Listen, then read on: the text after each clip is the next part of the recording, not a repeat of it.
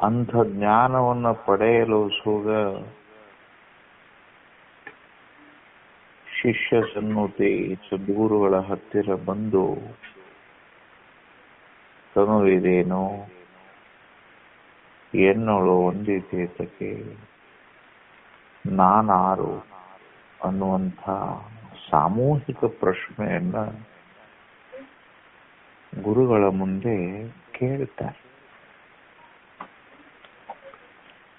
ಆ ಗುರು ಶಿಕ್ಷೆಯ ಮಧ್ಯದಲ್ಲಿ ಯಾವುದೇ ವಾಂಛೆಗಳು, ನಿರಾಶೆ ಕಿರೀಟವೆಂದೆನಿಸಿದಂತಹ ಗುರು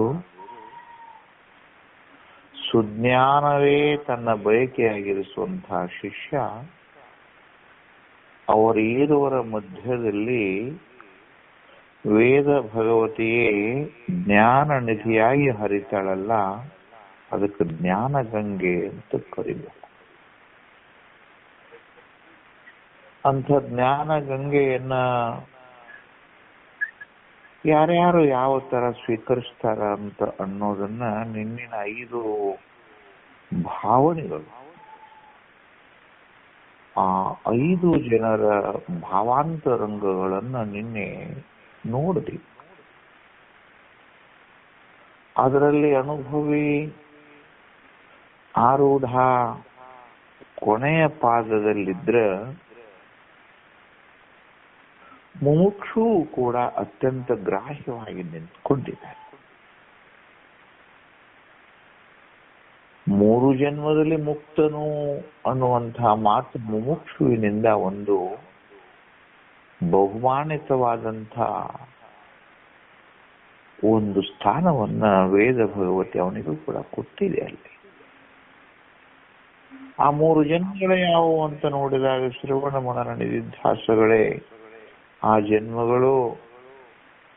ಕ್ಷಣಾರ್ಧದಲ್ಲಿಯೇ ಶ್ರವಣ ಹೆಂಡತಿಯ ಮಾತನ್ನು ಕೇಳಿದಂಥ ತುಳಸಿದಾಸನು ಮರುಕ್ಷಣದಲ್ಲೇ ಸಮಾಧಿ ಸ್ಥಿತಿಯನ್ನು ಹೊಂದಿದಂಥ ಕಥೆಯನ್ನು ನಿಮ್ಗೆ ಹೇಳ. ತತ್ಕ್ಷಣದಲ್ಲಿ ಬುದ್ಧನ ದರ್ಶನವನ್ನು ಮಾಡಿದ ಅಂಗುಲಿಮಾಲ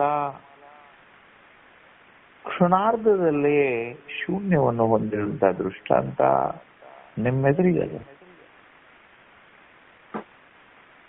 ಏನೋ ನಾರದನ ದರ್ಶನ, ನಾರಾಯಣನ ನಾಮಸ್ಮರಣ, ಶ್ರೀರಾಮದ ಭವತಾರಕ ಮಂತ್ರದ ಜಪ, ಒಬ್ಬ ಮಹಾನುಭಾವ ತತ್ಕ್ಷಣದಲ್ಲಿಯೇ ತನ್ನ ಹಿಂಸಾವೃತ್ತಿಯನ್ನು ತ್ಯಜಿಸಿ ಮಹಾಕಾವ್ಯವಾದ ರಾಮಾಯಣವನ್ನು ಬರೆದಂಥ ವಾಲ್ಮೀಕಿಯ ಕಥೆಯೂ ನಿಮ್ಮೆದುರಿಗಿದೆ. ಈ ಎಲ್ಲ ಮಹಾನುಭಾವರ ಮಧ್ಯದಲ್ಲಿ ಇದೇ ಜ್ಞಾನವನ್ನು, ಯಾವ ಜ್ಞಾನ ಹಿಂಸಕನನ್ನ ಕವಿಯನ್ನಾಗಿ ಮಾಡಿತು, ಯಾವ ಜ್ಞಾನದ ದರ್ಶನ ಕಟುಕನನ್ನ ಶಾಂತಿಯನ್ನಾಗಿ ತಂತೋ, ಯಾವ ಜ್ಞಾನ ಕಾಮಿಯನ್ನು ನಿಷ್ಕಾಮಿಯನ್ನಾಗಿರಿಸ್ತೋ, ಅಂಥದೇ ಜ್ಞಾನ ಅನೇಕ ಜನರ ಅಂತಃಕರಣದಲ್ಲಿ ಪ್ರವೇಶ ಆಗಿ ಆ ಜ್ಞಾನ ಏನಾತು ಅಂತಂದ್ರೆ ಅದು ಸುಮ್ಮನೆ ಶಬ್ದಾಡಂಬರದ ಮೂಲವಾಗಿ, ಅದೊಂದು ವೈಚಾರಿಕದ ವಸ್ತುವಾಗಿ ಬಹಳಷ್ಟು ಜನ ಅದನ್ನೇ ವೃತ್ತಿಯಾಗಿಟ್ಕೊಂಡು ಜೀವನೋಪಾಯವನ್ನು ಅದರಲ್ಲಿ ಕಲ್ಪಿಸಿಕೊಂಡು ಅದರಿಂದ ಅನೇಕ ತಮ್ಮ ದೇಹದ ವಾಂಛೆಗಳನ್ನು ತೀರಿಸಿಕೊಂಡು ಜನರ ಮುಂದೆ ಡಾಂಬಿಕರಾಗಿ ತಿರುಗುವಂಥ ಆ ಜ್ಞಾನದ ಮಾತನ್ನಾಡುವ ಜನರ ಒಂದು ಚಿತ್ರವೂ ನಿಮ್ಮೆದುರಿಗಿದೆ. ಎರಡೂ ಚಿತ್ರಗಳ ಓಲೈಕೆಯನ್ನು ತಿಳಿದುಕೊಂಡಂತಹ ನಿಜಗುಣಾರ್ಯ ಒಂದು ವಿನೂತನ ದೃಷ್ಟಿಕೋನದಿಂದ ಅವರಿಗೆ ತಿಳುವಳಿಕೆಯನ್ನು ಹೇಳ್ತಾ ಇದ್ದಾರೆ. 2 ದೃಷ್ಟಿಕೋನಗಳನ್ನು ನಿಮ್ಮ ಎದುರಿಗೆ ಇಟ್ಟಿದೆ. ಒಂದೇ ಒಂದು ಜ್ಞಾನ ನಿಮ್ಗೆ ದೃಷ್ಟಾಂತದಲ್ಲಿ ಹೇಳೋದಾದ್ರೆ, ಒಂದೇ ಒಂದು ಬೆಳದಿಂಗಳು ಕವಿಗೆ ಕಾವ್ಯ ವಸ್ತು ಆಯ್ತು. ಅದೇ ಬೆಳದಿಂಗಳು ಕಳ್ಳನಿಗೆ ವೈರಿ ಆಯ್ತು. ಅಲ್ಲಿ ಏನಾದ್ರೂ ಬೆಳದಿಂಗಳ ದೋಷ ಇದೆನಾ ರುದ್ರಣ್ಣ? ಇಲ್ಲಪ್ಪ. ಇಲ್ಲಪ್ಪ. ಏನ್ ಚಂದ್ರನಲ್ಲಿ ದೋಷ ಇದೆನಾ? ಇಲ್ಲಪ್ಪ. ಸ್ವೀಕೃತಿ. ಹೌದು. ಆ ಸ್ವೀಕೃತಿಯಲ್ಲಿ ದೋಷ ಅಥವಾ ವ್ಯತ್ಯಾಸ ಇದೇನೆ ಹೊರತು ಆ ಚಂದ್ರನಲ್ಲಿ ಆಗಿಲ್ವೋ? ಹೌದು. ಸುಮ್ಮನೆ ನಿಮಗೆ ಒಂದು ಸಣ್ಣ ದೃಷ್ಟಾಂತ ಸಿದ್ದೇಶ್ವರಪ್ಪ ಅವ್ರು ಬಹಳ ಪ್ರೀತಿಯಿಂದ ಹೇಳ್ತಿದ್ರೆ ಇದನ್ನ. ರಸ್ತೆಯಲ್ಲಿ ಒಂದು ಮಲ್ಲಿಗೆ ಹೂವು, ಒಂದು ಮಲ್ಲಿಗೆ ಕಂಟಿ ಹೂಗಳನ್ನ ಅರಳಿಸಿ ನಿಂತರು. ಆ ಮಲ್ಲಿಗೆ ಒಂದು ಕಂಟಿ ತನ್ನ ಪಾಡಿಗೆ ತಾನು ಮೌನವಾಗಿ ತನ್ನ ತಲೆಯ ಮೇಲೆ 7 ಸುತ್ತಿನ ಕಂಪಸಾಗರದ ದುಂಡು ಮಲ್ಲಿಗೆಯಿಂದ ಮುಚ್ಕೊಂಡರು. ಮಧುವಣಗಿತ್ತೆ ಕಂಡಂಗೆ ಕಾಣಕತ್ತದ. ಬೆಳಿಗ್ಗೆ ವಿಹಾರಕ್ಕಂತ ಹೇಳಿ ಒಂದು 3-4 ಜನ ಹೋಗಿದ್ರು. ಎಲ್ಲರೂ ನೋಡಿದ್ರು ಅದನ್ನ. ಅಲ್ಲೇ ಪಕ್ಕದಲ್ಲಿ ಇರುವಂತಹ ಒಬ್ಬನ ಅಂತಃಕರಣಕ್ಕೆ ಆ ಮಲ್ಲಿಗೆ ಹೀಗೆ ಪ್ರಚೋದನೆ ಮಾಡ್ತು. ಅವ ತನ್ನ ಡೈರಿ ಎಡಿ ಮೇಲಿನ ಡೈರಿ ಪೆನ್ನು ತಗೊಂಡ ಅದ್ರ ಮೇಲೆ ಒಂದು ಸುಂದರವಾದ ಕವನವನ್ನೇ ರಚಿಸಿದ. ಮಲ್ಲಿಗೆ ಸುಮ್ಮನೆ ಇತ್ತು. ಮಲ್ಲಿಗೆ ನಿಂತ ಮೆಲ್ಲಗೆ ಹಾಡಿದ. ಮಲ್ಲಿಗೆ ಮಾತಾಡಲಿಲ್ಲ. ಅದ್ರ ಪಕ್ಕದಲ್ಲಿ ಇನ್ನೊಬ್ಬ ನಿಂತಿದ್ದ. ಅವನು ಹಿಂಗ ಅನಿಸ್ತು, ಇಂಥ ಮಲ್ಲಿಗೆಯನ್ನ ನಾನು ಇಲ್ಲಿವರೆಗೆ ನೋಡ್ಲಿಲ್ಲ.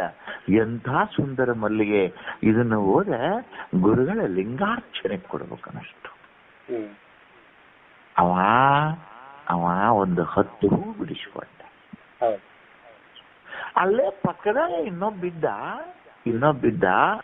ಅವಾಗ ಹಿಂಗ ಅನಿಸ್ತು,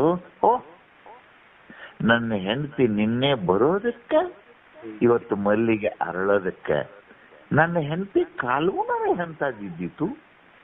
ಅವನೇನ್ ತಿಳ್ಕೊಂಡ? ಅವನ ಹೆಂಡತಿ ಕಾಲ್ಗುಣ ಕಳ್ಳೈತಂತದು. ಅವ ಬರಬರನೆ ಹರ್ಕೊಂಡ, 2 ಕಿಶ ತುಂಬಿಕೊಂಡ. ಅವ ಹೆಂಡತಿ ಮನೆಗೆ ಹೊಂಟ, ಇವ ಮಠಕ್ಕೆ ಹೊಂಟ. ಕವಿತಾ ಬರದವ ಹಾಡ್ಕೋತ ಹೊಂಟ. ಇನ್ನೊಬ್ಬಿದ್ದ ಏನ್ ನನ್ನ ನಶೀಬ್, ಇವತ್ತು ಸೋಮವಾರ ಇರೋದಕ್ಕ, ಮಂದಿ ಎಲ್ಲ ವ್ರತ ಮಾಡೋದಕ್ಕ ಈ ಮಲ್ಲಿಗೆ ದಂಡೆ ಕಟ್ಟಿ ಕೊಟ್ಟನಂದ್ರ ನನ್ನ ವ್ಯಾಪಾರ ಅದು ಎಷ್ಟು ವೃದ್ಧಿ ಆಗಬೇಡ. ಒಂದೇ ಮಲ್ಲಿಗೆ ಒಬ್ಬನಿಗೆ ಮಲ್ಲಿಗೆ ಮಾರ್ಬೇಕನ್ನಿಸ್ತು. ಒಬ್ಬಗೆ ಮಲ್ಲಿಗೆಯನ್ನು ಹೋಗಿ ಹೆಂಡತಿ ಮುಡಿಯೊಳಗೆ ಇಡಿಸ್ಬೇಕನ್ನಿಸ್ತು. ಒಬ್ಬಗೆ ಗುರುಗಳ ಲಿಂಗಾರ್ಚನೆಗೆ ಕೊಡ್ಬೇಕಂತ ಅನಿಸ್ತು. ಒಬ್ಬ ಇದನ್ನ ಕಾವ್ಯ ಬರೆದು ಅದೇನ ಕವಿತಾ ಗೋಷ್ಠಿ ಅಂತಿರ್ತಾವಲ್ಲ, ಸಾಹಿತ್ಯ ಸಮ್ಮೇಳನ, ಅದರೊಳಗೆ ಇದನ್ನ ಹಾಡಿ ಬಹುಮಾನ ಗಿಟ್ಟಿಸ್ಬೇಕು ಅನಿಸ್ತು. 4 ಮಂದಿನೂ ಮಲ್ಲಿಗೆ ನೋಡ್ತು.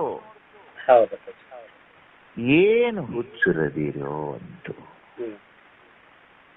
ಮಲ್ಲಿಗೆನಂತು ಏನು ಹುಚ್ಚರದಿರೋ. ಹಾಗೇನೆ ಈ ಜಗತ್ತು. ಮಲ್ಲಿಗೆಯನ್ನು ನೋಡಿ ಏನೇನು ಅಂದ್ಕೊಂಡು ಕಥೆ ನೆನಪುಡಿತಿಲ್ಲ. ಹಾಗೇನೆ ಈ ಜಗತ್ತು. ಈ ಜಗತ್ತನ್ನ ವಿದೂಷಕ ನೋಡ್ದ,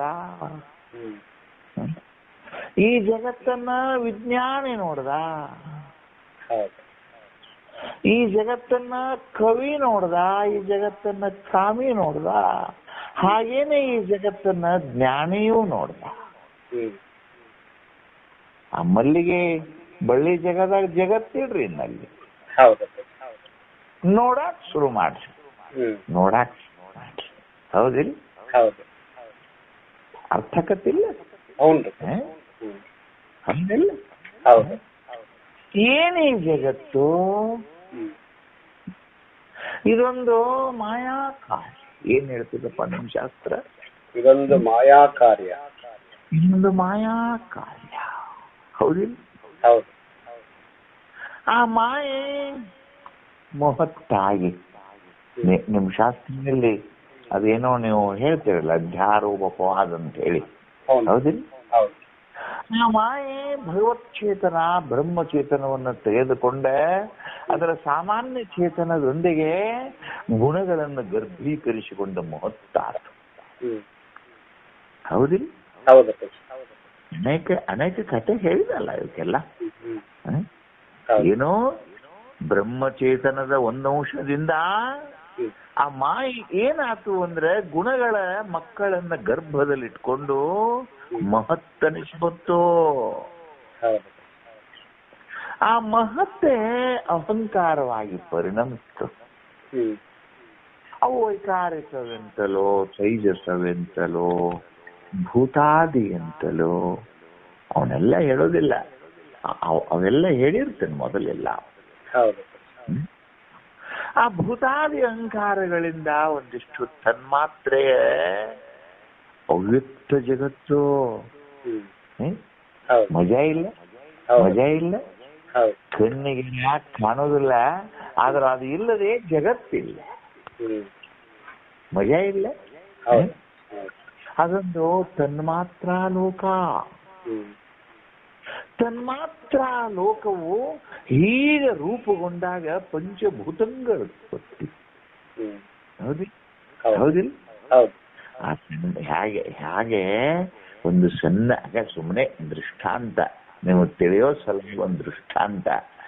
ಆಲದ ಮರದ ಬೀಜದಲ್ಲೇ ಒಂದು ಸಣ್ಣ ಬೀಜ. ಆ ಸಣ್ಣ ಬೀಜದೊಳಗೆ ಆ ಆಲದ ಬೃಹತ್ ರೆಂಬೆ ಕೊಂಬೆಗಳು ಹುಟ್ಟುವಗಿಂತ ಮುನ್ನವೇ ಡಿಸೈನ್ ಆಗಿಟ್ಟ ನೋಡಿ. ಐತಿಲ್ಲ? ಐತಿಲ್ಲ?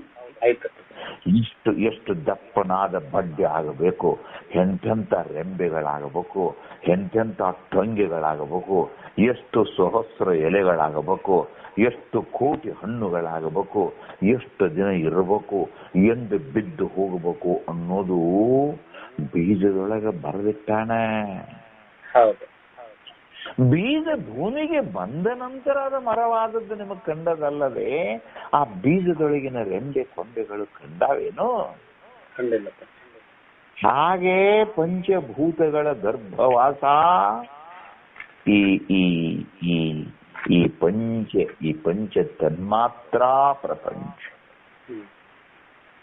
ಆ ಪಂಚ ತನ್ಮಾತ್ರ ಪ್ರಪಂಚಗಳೇ ಪಂಚ ವಿಷಯಗಳಾಗೆ ಜೀವರನ್ನು ಸುತ್ತ್ಯಾವ. ಆ ಪಂಚ ತನ್ಮಾತ್ರಗಳು ಏನಾದವು? ಪಂಚ ವಿಷಯ. ಹೌದಿಲ್ಲ? ಪಂಚಭೂತಂಗಗಳಿಂದ ಪಿಂಡ ಅಂತ. ಈ ಪಿಂಡಗಳು ಹೆಂಗ್ ರಚನೆ ಆಗುತ್ತಮ್ಮ? ಇವು ಪಂಚಭೂತಗಳ ಪಂಚೀಕರಣದಿಂದ ಇದೊಂದು ಪಿಂಡಾಂಡ ಸೃಷ್ಟಿ. ಆ ಪಿಂಡಾಂಡದಂತೆ ಒಂದು ಡಿಸೈನ್ ಬ್ರಹ್ಮಾಂಡ ಸೃಷ್ಟಿ. ಹೌದಿ?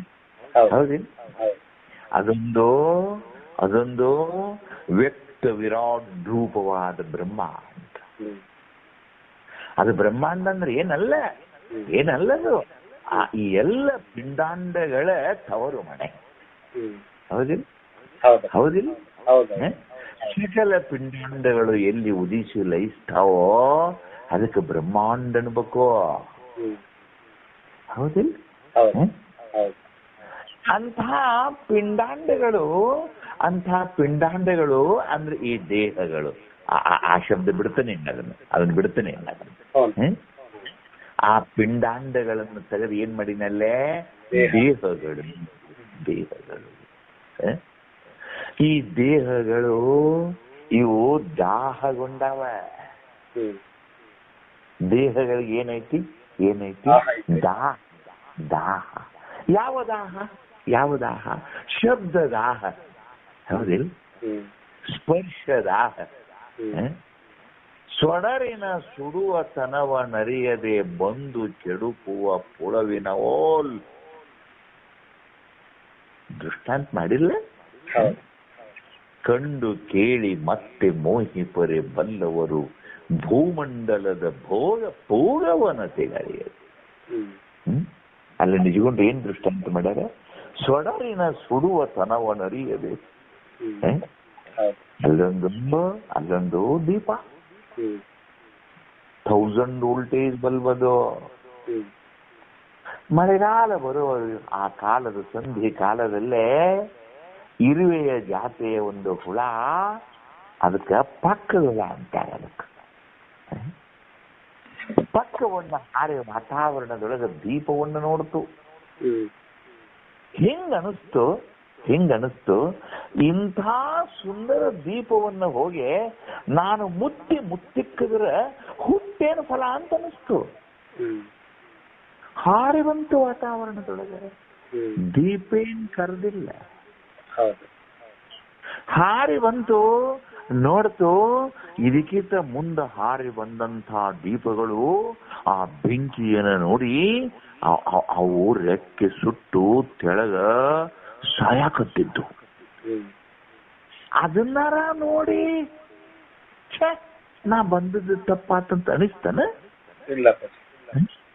ಅಲ್ಲ, ತೆಳಗೆ ಬಿದ್ದ ಸಾವಿರ ಹುಳಗಳು ಬಲ್ಬಿನ ಕೆಳಗೆ ಬಿದ್ದಾವ,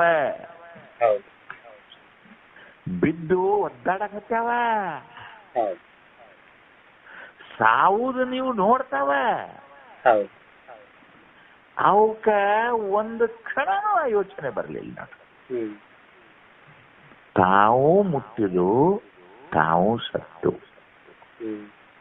ಮುದಿಲ್ ಹಂಗ ಈ ಜೀವಿಗಳು ಈ ತೆರನಾಗಿ ಹೋಗುವ ಮಧ್ಯದಲ್ಲೇ ಸುಜ್ಞಾನದ ಗಂಗೆಯನ್ನ ಗುರುನಾಥ ಹರಿಸದ. ಇವು ಹೆಂಗ್ ಕೇಳದು ಅಂತಂದ್ರೆ, ಅದು ಒಂದು ಇಲಿ ಬಲೆ ಕಥೆ ಹೇಳ್ತಾರೆ ಗೊತ್ತ? ಅದು ಇಲಿ ಒಳಗ್ ಬಿದ್ದಿತ್ತಂತೆ.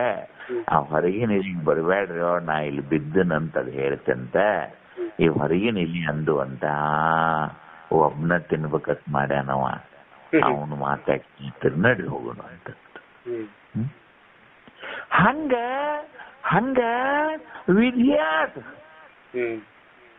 ವಿಧಿಯ ಕೈ ತೋಳುಗಳು ಜೀವಿಗಳನ್ನು ತೆಕ್ಕಾಕೊಂಡವು. ಈ ಕುಣಿಕಿ ಹುಲ್ಲು ರೈತ ಒಂದು ತೆಕ್ಕಾದ ಬಂಡೆಗೆ ಇರ್ತಾನೆ ನೋಡಿದೆ. ಒಬ್ಬ ಕಸುಳ್ಳ ರೈತ, ಅವ ಕುಣಿಕಿ ಈ ಹುಲ್ಲು ಹಿಂಗ ದೊಡ್ಡ ತೆಕ್ಕಿಲೆ ಹಾದ ಅವ ಬಂಡ್ಯಾಗ ಟ್ರ್ಯಾಕ್ಟರ್ದಾಗ ಹೇರ್ತಾನಿಲ್ಲ, ಹಂಗೆ ಈ ಮಾಯೆ ತೆಕ್ಕೆ ಹಾದದ. ಆಡುತ್ತೈದಳೆ ಮಾಯೆ ಎಂಬ ಕಾಮಿನಿ ಬಿಡದೆ ನೋಡಿ ಬಲ್ಲವರು ಸಂಸಾರ ನಾಟಕವು. ಈ ಮಾಯ ಕೈಚಳಕದಲ್ಲೇ ಈಗ ಯಾರು ಆ ಹುಲ್ಲಿಂದ ಹೊರಗೆ ಬಿಡ್ತಾನೆ? ಈಗ ಅದ ರೈತನ ಕೈಯಾಗಿದ್ದ ಇಲ್ಲ, ಅವ ತೆಕ್ಕೆ ಹಾದು ಹೆಂಗ ಹೋದ್ರೆ ಅದನ್ನ ಹೇರ್ತಾನ. ಹಂಗೆ ಸಾವಿನೂರಿಗೆ ದಂಡಿಗಟ್ಟಿ ಹೇರಾಕತ್ತದ. ಯಾಕ ಅದು ನಮ್ಮನ್ನ ಹಿಡಿದದ ಗೊತ್ತಿಲ್ಲ, ಗೊತ್ತೇ ಇಲ್ಲ. ಹುಳ ವಿಚಾರ ಮಾಡ್ತೇನೆ ಅದು ಇಲ್ಲ. ಬಂದು ಕೆಡುಕುವ ಪುಳವಿನವು. ಇವರು ಹಿಂಗ ಅಲ್ಲೇ ನಾಟಕದೊಳಗ ರಾಮನ ಪಾತ್ರ ಮಾಡಿದವ ಒಬ್ಬ ರಾಮನ ಪಾತ್ರ ಮಾಡ್ಯಾನ. ನಾಟಕದೊಳಗೆ ತಂದೆಗೆ ಏನ ಅಂತಾನಂತಂದ್ರೆ, ತಂದೆ ನಿನ್ನ ವಾಕ್ಯದ ಪರಿಪಾಲನೆಗಾಗಿ ನಾನು ರಾಜ್ಯದ ಭೋಗವನ್ನು ತ್ಯಾಗ ಮಾಡಿ ಅರಣ್ಯದಲ್ಲಿ ಸುಖವಾಗಿರುವೆ, ತಂದೆ ಆಶೀರ್ವದಿಸು ಅಂದ ನಾಟಕದಾಗ. ಇವ ನಾಟಕ ಕಂಪನಿಗೆ ಬರೋ ಮುಂದ ಅವ್ರ ಅಪ್ಪನ ನೆಗಿ ಹೋಗದ ಕಾಲ ಮುರಿದ ಬಂದಾನ.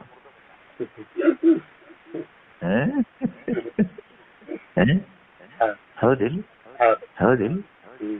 ಮತ್ತೆ ನಾಟಕದಲ್ಲಿ ರಾಮನ ಪಾತ್ರ ಚಂದ ಮಾಡ್ತಾನೆ. ಹೌದು ಹೌದಿಲ್ಲ? ಹೌದು ಸೀತೆಯ ಪಾತ್ರ ಮಾಡ್ಯಾಳ. ಪತಿಯ ಪಾದವನ್ನು ಹೊರತುಪಡಿಸಿ ಅನ್ಯ ಗತಿಯನ್ನು ಕಾಣೇನೋ ರಾಮ, ಎತ್ರ ರಾಮೋ ತತ್ರ ಅಯೋಧ್ಯ ಅಂದ್ಲು. ಮುಂಚೆ ಚಪ್ಪಾಳಿ ಬಿಡೋದು ಹಾಕ್ಯಪ್ಪ ಏರಿ. ಈಕೆ ಗಂಡನ್ ಬಿಟ್ಟು ಬಂದ.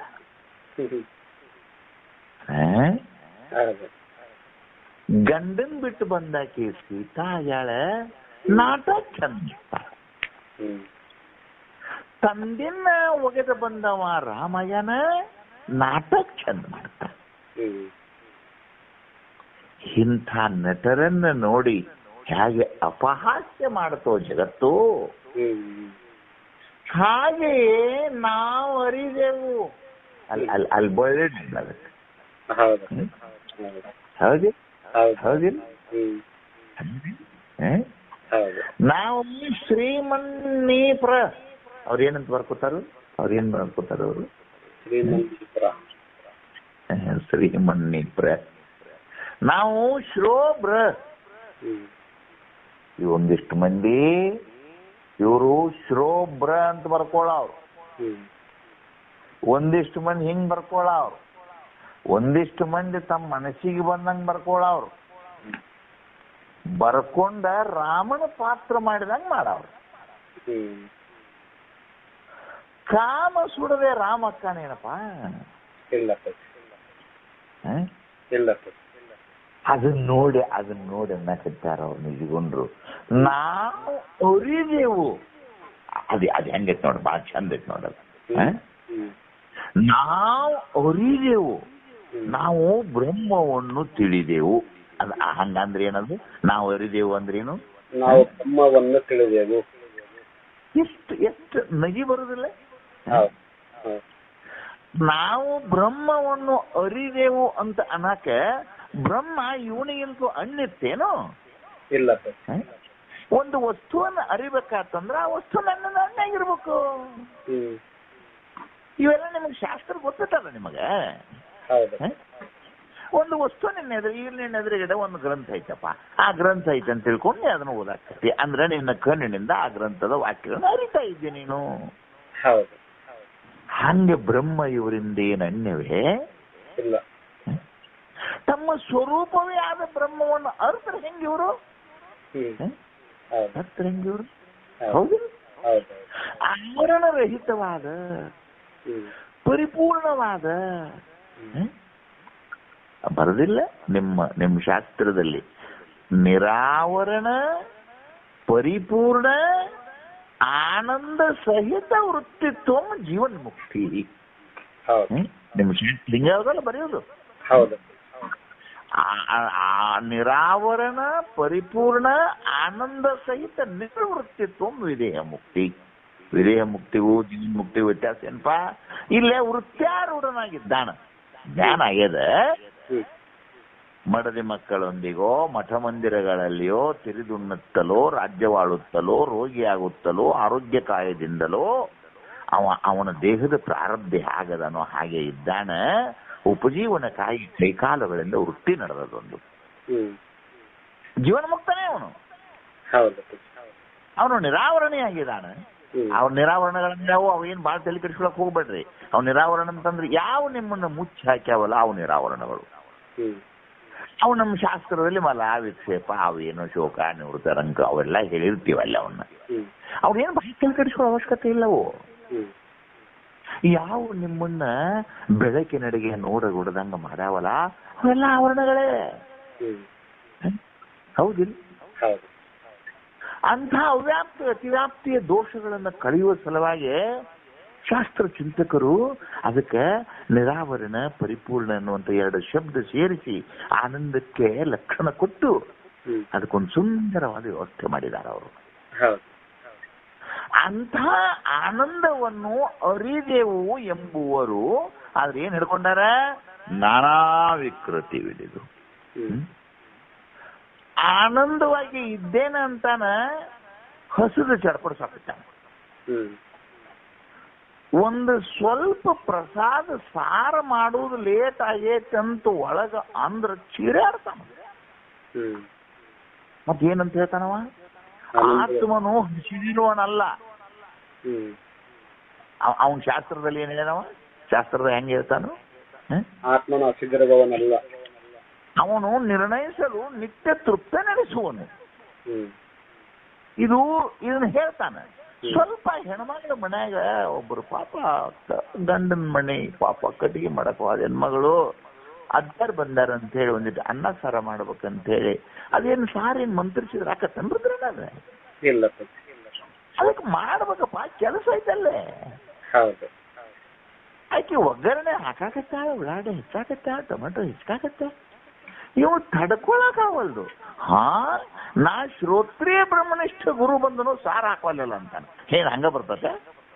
ಬರಲ್ಲ.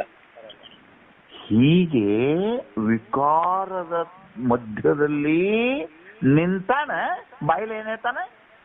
ಆನಂದವಾಗಿದ್ದೇನೆ, ನಾನು ಆನಂದವಾಗಿದ್ದೇನೆ ಅಂತ.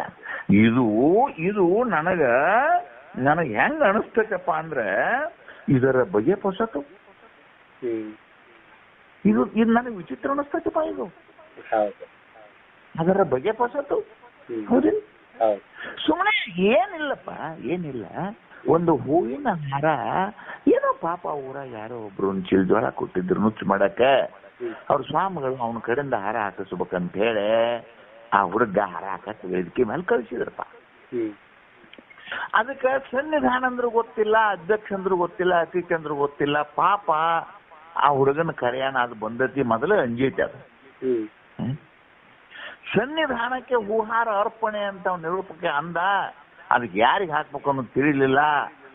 ಮಗ್ಗಲ್ದಾಗ ಒಂದು ತಬಲಾ ಮಾಸ್ತರ್ ಕೂತಿದ್ದ, ಅವಂಗ ಹಾಕಿರಪ್ಪ. ಏನ್ ತಪ್ಪಾತು ಹೇಳಿ ಆ ಪಾಪ ನೋಡ್ರಿ, ಆ ಹುಡುಗ ಗೊತ್ತಿಲ್ಲ. ನನಗೆ ಸನ್ನಿಧಾನ ಅಂದ್ರೆ ನಾ ಎತ್ತರ ಕುರ್ಚಿ ಮೇಲೆ ಕೂತೀನಿ, ಮಂದಿಗಿಂತ ಪೂಟ ನನಗೆ ಹಾಕೋದು ಬಿಟ್ಟು ಅವ್ಗೆ ಹಾಕಿದಲ್ಲ ಅಂತೇಳಿ ಚಟಕನ ಎದ್ದು ಅನ್ನು. ಇವರು ಪರಿಪೂರ್ಣರೇ? ಇವ್ರು ಪೂರ್ಣರೇ? ಬಾಳ ಹೇಳಿದ್ರೊಳಗೆ ಅರ್ಥ ಇಲ್ಲ ಇನ್ನದನ್ನ. ನಿಮಗೆಲ್ಲ ಗೊತ್ತಾಗ್ಬೇಕಿನ್ನದು, ನಿಮಗೆಲ್ಲ ಗೊತ್ತಾಗ್ಬೇಕಿನ್ನ. ಹೌದಿಲ್ಲ? ಎಂಥ ಪ್ರಸಂಗದಲ್ಲಿಯೂ ಕೋಪವಂತದ ತಪವನು. ನೀವು ನೀತಿ ಕ್ರಿಯಾಚಾರ ಸ್ಥಳದಲ್ಲಿ ಓದಿರಲ್ಲ ಅವನ್ನೆಲ್ಲ. ಎಂಥ ಪ್ರಸಂಗ ಬಂದ ವಿಕಾರಗಳಿಂದ ದೇಹಕ್ಕೆ ಏನು ಬೇಕಾದಂತ ಏನ್ ನಿನಗೆ ಎಷ್ಟು ನನ್ನ ಭಯಂಕರ ಬೆಳತ ಕೇಳ್ಬೇಕು ಅನಿಸ್ತದೆ. ಏನು ಸಿದ್ಧಾರೂಢಪ್ಪಗಳು ಹಿಂದೆ ಸೋಮ ಭೀಮ ಅಂತ ಹೇಳಿ ಒಂದಿಬ್ರು ಗೆಳೆಯರು ಕ್ಲಾಸ್ಮೇಟ್ರು ಬಿಟ್ಟ ಇರ್ಲಾರ್ದಕ್ಕೆ ಬಂದು ಇಲ್ಲೇನ ಲಿಂಗಸೂರಿಂದ ಮುಂದ ಭೂಪುರ ಅಂತ ಊರ, ಆ ಕಡೆ ಎಲ್ಲ ಬೆಟ್ಟದ ಪ್ರದೇಶ. ಪಾಪ ಎಲ್ಲೂ ಹಳ್ಳಿಲ್ಲ ಏನಿಲ್ಲ, ಪಾಪ ಊಟ ಸಿಗ್ಲಿಲ್ಲ. ಹುಡುಗರು ನಡೆಸಿದ್ದ. ನಮ್ಮದು ಮುಗಿತಪ್ಪ, ನಿನ್ನ ಊಟ ನಾವು ಗುರುಶೋಧನೆಗೆ ಬಂದಿಲ್ಲ, ಯಮಶೋಧನೆಗೆ ಬಂದಿವು. ನಾವಂತೂ ಸಾವ್ತೀವಿನ್ನ, ನಿನಗೂಡು ಬಂದದ್ದಪ್ಪ ಅಂತ ಹೇಳಿ ಇವ್ರು ಅಂದ್ರು. ಇದು ನಾ ಹೇಳೋದು ಜ್ಞಾನಾನಂತರದಲ್ಲ, ಅಲ್ಲ, ಸಿದ್ಧಾರೂಢಪ್ಪ 7 ವರ್ಷದಾಗಿದ್ದಾಗಿನ ಕಥೆ ಇದೆ. ಆಗ ತಾನೇ 7 ವರ್ಷದವ್ರಿದ್ರು ಅವರು. ಆಗ ಏನು ಹೇಳಿದ್ರು ಅಂತಂದ್ರೆ, ಸೋಮ ಭೀಮನ ಗೆಳೆಯರು ಏನ್ ಹೇಳಿದ್ರು ಅಂದ್ರೆ, ನಾ ಬಾಳ ಹೇಳೋದಿಲ್ಲ, ಅದನ್ನ ಸೂಚ್ಯಟ ನಿಮಗೆ. ನೋಡು, ಮನಸ್ಸು ಅಂತಃಕರಣದ 8 ದಳಗಳಲ್ಲಿ ತಿರುಗಾಡ್ತದೆಪ್ಪ. ಅದು ಕ್ಷುಧಾ ಮತ್ತು ತೃಷಾ ದಳದಲ್ಲಿ ಹೋಗಿ ನಿಂತಿ ಅಂತಂದ್ರೆ ಹಸಿವೆಯ ಬಾಧೆಯಾಗಿ ನಿಮಗೆ ಸಂಕಟ ಆಗ್ತತಿ. ಆ ಮನಸ್ಸನ್ನ ಕಿತ್ತ ಭಕ್ತಿ ದಳ ನಾಮ ದಳದಲ್ಲಿ ಹಾಕಿ ರಾಮನಾಮವನ್ನು ಉಚ್ಚರಿಸಿದ್ರೆ ಆ ಹಸಿ ಹೊಕ್ಕತಿ ಅಂತ 7ನೇ ಇದ್ದಾಗ ಹೇಳ್ಬೇಕಾದ್ರೆ ನಿನಗೆ ಹೆಂಗ ಅನಿಸತ್ ರುದ್ರಣ್ಣ ಈ ಮಾತು? ಇಲ್ಲತ್ತೇಳಿ ಇದು ಏನು ಶಂಕರ ಭಗವತ್ಪಾದರು ಏನು ಹುಟ್ಟು ಹೆಂಗೋ, ಅದು ವಾದ ಹೆಂಗೋ, ಎಲ್ಲಿ ಮಹೇಶ್ಪತಿ, ಎಲ್ಲಿ ಕಾಶಿ, ಎಲ್ಲಿ ಬದರಿ, ಎಲ್ಲಿ ಶ್ರೀಶೈಲ, ಎಲ್ಲಿ ಕಾಲ್ನಡಿ, ಎಲ್ಲಿ ಪಂಢರಪುರ, ಅದು ನನಗೆ ತಿಳಿನ ನನಗೆ ಏನು ತಿಳಿಯವಾಗ್ದಿತ್ತಾಗ. ಏನ್ ನಡ್ಕೋತ ಹೊಕ್ಕಿದ್ರು, ಏನು ರೆಕ್ಕೆ ಕಟ್ಕೊಂಡು ಹಾರಿ ಹೊಕ್ಕಿದ್ರು, ಅವ್ರು ಎಲ್ಲೆಲ್ಲಿ ಅಡ್ಡಾಡ್ಯಾರ ಅಷ್ಟು ಬಾರಾ ಜ್ಯೋತಿರ್ಲಿಂಗಗಳನ್ನ ಹಿಡಿದು ಪ್ರತಿಯೊಂದು ಕಡೆ ಅಡ್ಡಾಡ್ಬೇಕಂತ ಹೇಳಿ ನನ್ನ ಜೀವನದೊಳಗೆ ಇಲ್ಲಿ ತನಕ ಹೋರಾಡಿದ್ರು ಕಾರಿಲೆ ಅಡ್ಡಾಡೋದಾಗವಲ್ದ. ಮತ್ತೆ ಅದನ್ನ ಕಾಲಿನಿಂದ ಅಡ್ಡಾಡ್ಬೇಕಾದ್ರೆ ನಡೆದಾರೆ ಒಳಗೆ ತಮ್ಮ ಅವ್ರಿಗೆ ಹಸಿವು ನೀರಡಿಕೆಗಳಿಂದ ಏನ್ ಅನಿಸಿರು. ಇವತ್ತು ಮಂದಿ ಸಿಕ್ಕಾಪಟ್ಟಿ ಜನಸಂದಣಿ. ಆ ಕಾಲದಲ್ಲಿ ಕಾಡಡವಿಯಲ್ಲಿ ಹಾದು ಹೋಗಿ ಆ ತೆರನಾಗಿ ಬದುಕನ್ನು ಕಟ್ಟಬೇಕಾದ್ರೆ ಆ ದೇಹವನ್ನ ಅದು ವಿಕೃತಿಯಿಂದ ಹೊರಗೆ ತಂದಾರತ್ತೀರೋ ಏನ್ ದೇಹದ ಕೂಡದಾರತ್ತೀರೋ? ಹೊರ ತಂದ್ರೆ ಮಾತ್ರ ಸಾಧ್ಯ. ಯಾಕಂದ್ರೆ ಬಹಳ ಹೇಳುದ್ರೊಳಗೆ ಅರ್ಥ ಇಲ್ಲ. ಅವರು ಬಹಳ ಬರ್ದಾರ ಅದ್ರಾಗ. ಅಷ್ಟು ಹೇಳ್ಬೇಕಾರೆ 15 ದಿನ ಬೇಕು ಇದಕ್ಕೆ. 15 ದಿನ ಏನ್ ಮಾಡ್ಬೇಕಾಕತ್ತಪ್ಪ ಅಂದ್ರೆ ಈ ಒಣ ಮಾತಿನ ಪಂಟರನ್ನ ಬೇಯ್ಬೇಕಾಕತ್ ನಾ. ಈಗ ಇಚ್ಛಾ ಇಲ್ಲ, ಸೂಚ್ಯವಾಗಿ ನಿಮಗೆ ತಿಳಿಸ್ಬೇಕಾಗೈತಿ, ತಿಳಿಸಿದೀನಿ. ಹೌದಿಲ್ಲ? ಒಂದು ಆನಂದವನ್ನ, ಈಗ ಜೇನು ತಿಂದ ಆನಂದವನ್ನ ಶಬ್ದದಿಂದ ನಾವು ವರ್ಣಿಸಿದ್ರೆ ಆ ಜೇನು ತಿಂದ ಆನಂದ ಬರ್ತದ ನಿನಗೆ? ಶಬ್ದದಿಂದ ವರ್ಣಿಸ್ತನ್ನ ಆ ಜೇನಿನ ಒಂದು ಕವಿತಾ ಬರೀತೀನಿ, 5 ನುಡಿ ತಿಂದಂಗ ಆತನ. ಒಂದು ಹನಿ ತಿಂದ್ರೆ ಸಾಕು ತಮ್ಮ ಕವಿತಾ ಯಾರಿಬೇಕಾಗೈತೆ. ಹಾಗೆ ಬ್ರಹ್ಮಾನಂದ. ಹೌದಿಲ್ಲ? ಶಿಖೇಚ್ಛೆ ಸುವಿಚಾರಣ ತನು ಮನಸ ಸತ್ವಾಪತ್ತಿ ಅಸಂಸಕ್ತಿ ಪದಾರ್ಥ ಭಾಮಿನಿ ಸೂರ್ಯಘಾನ ಅನ್ನುವಂಥ ಸಪ್ತ ಭೂಮಿಕಾ ಪ್ರಕರಣ ನಿಮಗೆ ಪಾಠ ಮಾಡುವಾಗ ನಿಮಗೆ ಸತ್ವಾಪತ್ತಿ ಅನ್ನುವಂಥ 4ನೇ ಭೂಮಿಕೆಗೆ ಏನಂತ ಪಾಠ ಮಾಡೀನಿ ಅಂದ್ರೆ ಜೀವನ್ಮುಕ್ತತಾ. ಆ 4ನೇ ಭೂಮಿಕೆಗೆ ಏನ್ ಹೆಸರಿಟ್ಟಪ್ಪ ಅದಕ್ಕೆ? ಜೀವನ್ಮುಕ್ತತಾ. ಒಂದು ಜೀವನ್ಮುಕ್ತತಾ ಅನ್ನುವಂತಹ ಜ್ಞಾನ ಸತ್ವಾಪತ್ತಿ ಆ ಭೂಮಿಕೆಯಲ್ಲಿ ನಿನ್ನಂತ ಪುಣ್ಯಾತ್ಮನಿಗೆ ಅದು ದೊರಕ್ತು ಅಂತಂದ್ರೆ ಆ ಕ್ಷಣಾರ್ಧದಲ್ಲಿ ತೋರ್ಪ ಪ್ರಪಂಚ. ಹಿಂದಿನ ಪದಗಳು ನೋಡಿರಲ್ಲ, ಅದೇನು ಕನಸಿನಂದದಿ ಅಂತೆಲ್ಲ ಹಾಡಿಲ್ಲ ನೀವೆಲ್ಲ. ಹಿಂದೆ ಏನೇನು ಹಾಡ್ತಿದ್ರಿ ನೋಡೋಣ. ತೋರ್ಪ ಪ್ರಪಂಚ ಏನಾಯ್ತು ಅಂತಂದ್ರೆ ಅದು ಅದು ಅದು ಮೃಗಜಲದಂತೆ. ಹೌದಿಲ್ಲ? ಅಲ್ಲಿ ಮೃಗಜಲ, ಅಲ್ಲಿ ನೀರು ಇಲ್ಲ ಅಂತ ಅಂದ್ರೂ ಅದು ತೋರ್ದು ಬಿಡ್ತತನ. ಹೌದಿಲ್ಲ? ಹಾಗೆ ಸತ್ವಾಪತ್ತಿ ಭೂಮಿಕೆಯಲ್ಲಿದ್ದಂತ ಪುಣ್ಯ ಪುರುಷ ಅವನಿಗೆ ದೇಹವನ್ನೇ ಮೊದಲುಗೊಂಡು ಸಕಲ ವಿಶ್ವ ವ್ಯವಹಾರ ಇಲ್ಲ ಅಂದ್ರೂ ಕೂಡ ಅದು ಪ್ರಾರಬ್ಧದ ಆಧೀನದಿಂದ ತೋರುತ್ತ. ಅದರ ಜೊತೆಗೂಡಿಯೇ ಅವನು ತನ್ನ ದೇಹವನ್ನು ಪ್ರಾರಬ್ಧಕ್ಕೆ ಒಪ್ಪಿಸಿ ಅವ ತಾನು ಮಾತ್ರ ಹೆಂಗಿರ್ತಾನಪ್ಪ ಅಂತಂದ್ರೆ ಅವ ಆನಂದದ ಸ್ವರೂಪದಲ್ಲಿಯೇ ಅವ ಮನಮುಳುಗುತ್ತಾನ. ಏನ್ರಿ ಹೆಂಗಿದೆ ದೃಷ್ಟಾಂತ ನೀವು ಹೇಳೋದು ನಮ್ಮ ಅನುಭವಕ್ಕೆ ಬರುದಿಲ್ಲ ಅಂತ ನೀವು ಅಂದ್ರೆ ನೀವು ಅಗದಿ ನಗುವಂತ ಕತೆ ಹೇಳ್ತಾನೆ. ಇಲ್ಲೇ ನಮ್ಮ ಹೊಸಪೇಟೆ ಮುಂದೆ ಹುಲಿಗೆ ಅಂತ ಒಂದು ಊರು, ಅಲ್ಲಿ ಹುಲಿಗೆಮ್ಮ ಅಂತ ಒಂದು ದೇವತೆ ಅದ. ಶುಕ್ರಾರ ಮಂಗಳಾರ ಹೋಗಿ ನಿಂದರ್ರಿ ಅಲ್ಲಿ. ಆ ಜೋಗವುಗಳು ಏನ್ ಮಾಡ್ತಾರಂದ್ರೆ ತಲೆ ಮೇಲೆ ಕೊಡ ಹೊತ್ತ ಥೈ ಥೈ ಥೈ ಕುಣಿತಾರ.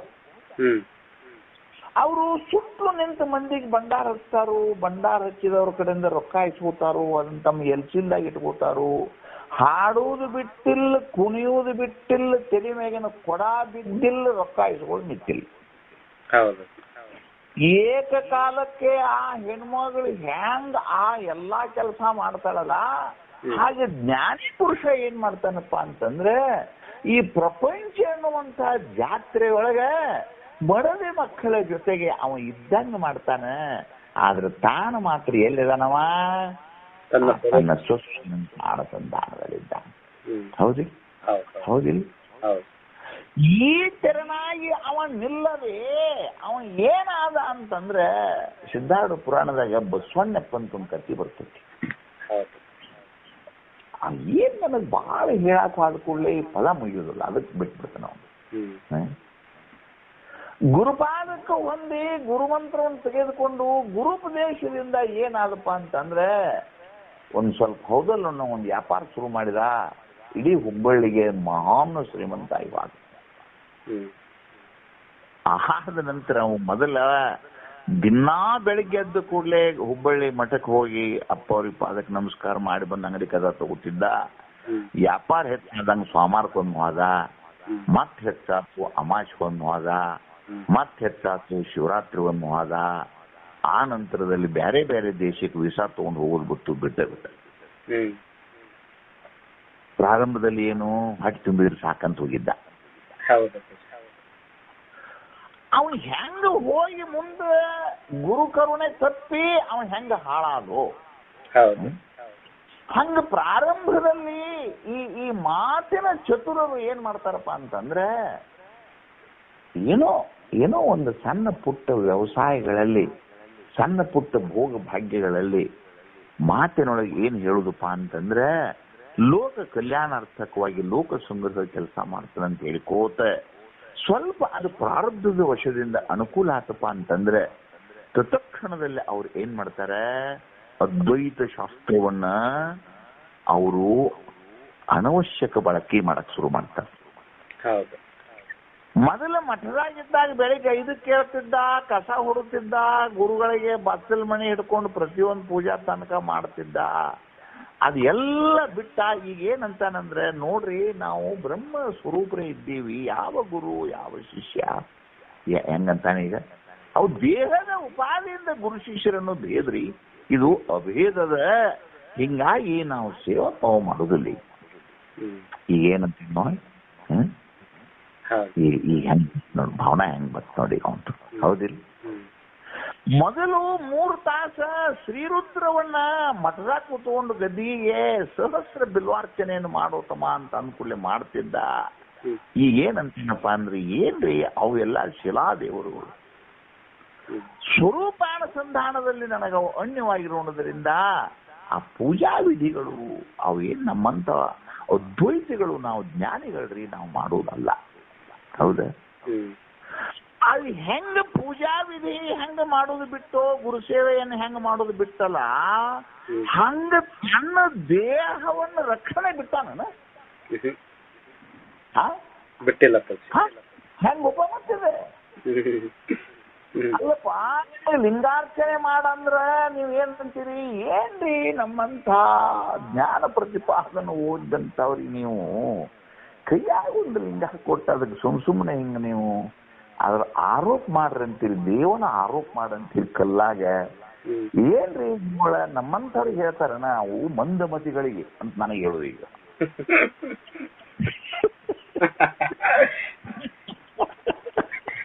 ಅವು ಮಂದಮತಿಗಳಿಗೆ ಹೇಳಿದಾಗ ನಮ್ಮಂತವ್ರಿಗೆ ಹೇಳ್ತಾರನ್ರಿ, ನಾವು ಜ್ಞಾನ ಪ್ರತಿಪಾದನ ಸ್ಥಳ ಆಗಿ ಮಾಡಿವು. ಹೌದು, ನಿನ್ನ ಲಿಂಗ, ನಿನ್ನ ದೇಹ, ನಿನ್ನ ಹಸಿವೆ, ನಿನ್ನ ತೃಷೆ, ನಿನ್ನ ಪೂಜೆ, ನಿನ್ನ ಸ್ವಚ್ಛತೆ, ನಿನ್ನ ಚೈನಿ ಏನ್ರ ಬಿಟ್ಟಿಯೇನೆ? ಬಿಟ್ಟಿಲ್ಲ.